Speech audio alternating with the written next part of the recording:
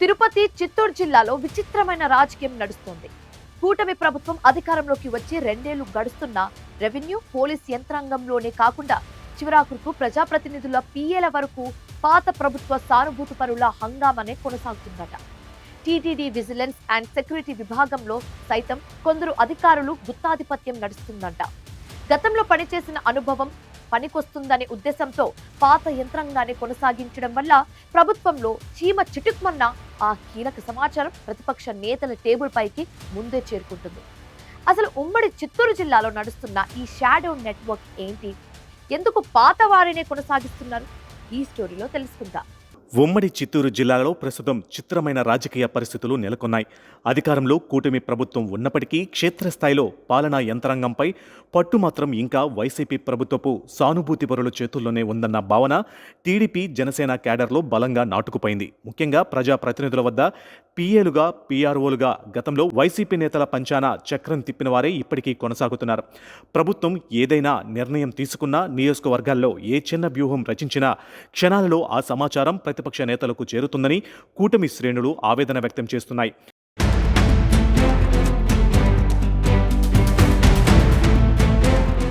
ఇక తిరుమల తిరుపతి దేవస్థానంలో పరిస్థితి మరింత దారుణంగా మారింది. అక్కడ పాలక మండలి పెద్దలకు, ఉన్నత అధికారులకు మధ్య నడిచే అంతర్గత విభేదాలను ఆసరాగా చేసుకుని పాత నెట్వర్క్ యథేచ్ఛగా తమ కార్యకలాపాలు సాగిస్తుందన్న ఆరోపణలు వెల్లువెత్తుతున్నాయి.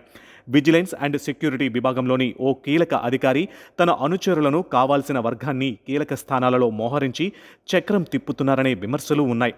సాధారణ బదిలీలు పగడ్బందీగా జరగకపోవడంతో తిరుమల ప్రధాన ఆలయంతో పాటు ప్రధాన విభాగాలలో గత ప్రభుత్వానికి సన్నిహితంగా ఉన్నవారే తిష్టవేసి కూటమి నేతలను లెక్క చేయడం లేదని టీడీపీ వర్గాలు మండిపడుతున్నాయి. తిరుపతి పోలీస్ కమిషనరేట్ పరిధిలోని పోలీస్ స్టేషన్లోనూ ఇదే తరహా ధోరణి కొనసాగుతుందనే వార్తలు వినిపిస్తున్నాయి. పలు స్టేషన్లలో ఏళ్ల తరబడి ఒకే చోట తిష్టవేసిన స్టేషన్ రైటర్లు స్థానిక అధికారులు కంటే ఎక్కువగా పెత్తనం చెలాయిస్తున్నారు. ఎవరైనా బాధితులు ఫిర్యాదు చేసినా వెంటనే లేదా కేసు నమోదు కాకముందే ఆ సమాచారాన్ని నిందితులకు చేరవేస్తున్నారనే ఆరోపణలు ఉన్నాయి. దీంతో ఆయా నేతలు వెంటనే అజ్ఞాతంలోకి వెళ్లి ముందస్తు బెయిల్ తెచ్చుకుని దర్జాగా బయట తిరుగుతున్నారని, కొత్తగా వచ్చిన ఎస్ఐలు సైతం ఈ రైటర్ల నెట్వర్క్ను ఏమీ చేయలేకపోతున్నారని విమర్శలు వస్తున్నాయి.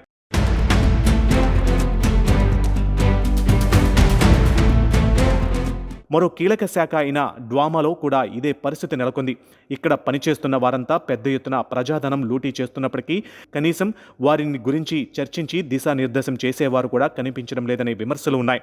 అదేవిధంగా రెవెన్యూ విభాగంలోనూ అధికారులు ఏకపక్ష వ్యవహారాలు కొనసాగుతున్నాయని తెలుస్తుంది. తిరుపతి ఆర్డీఓ కార్యాలయం కేంద్రంగా కడప జిల్లాకు చెందిన వైసీపీ నేతలు వెళ్లి దందాలు చేస్తున్నారనే ప్రచారం జరుగుతుంది. ఇక ఉమ్మడి జిల్లాల్లోని పలువురు కూటమి ఎమ్మెల్యేల వద్ద పీఏలుగా ఉన్నవారు గతంలో వైసీపీ మంత్రులు, ఎమ్మెల్యేల వద్ద పనిచేసిన వారే ఉన్నారు.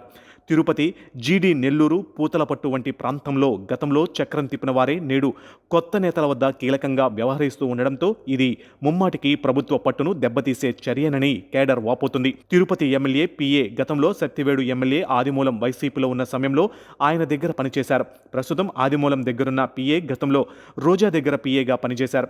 ఇక జీడీ నెల్లూరు ఎమ్మెల్యే పీఏ థామస్ గతంలో చిత్తూరు ఎమ్మెల్యేగా ఆరణి ఉన్నప్పుడు పీఏగా చేసి విజయానందరెడ్డికి కోవర్టుగా పనిచేశాడనే ఆరోపణలు ఉన్నాయి.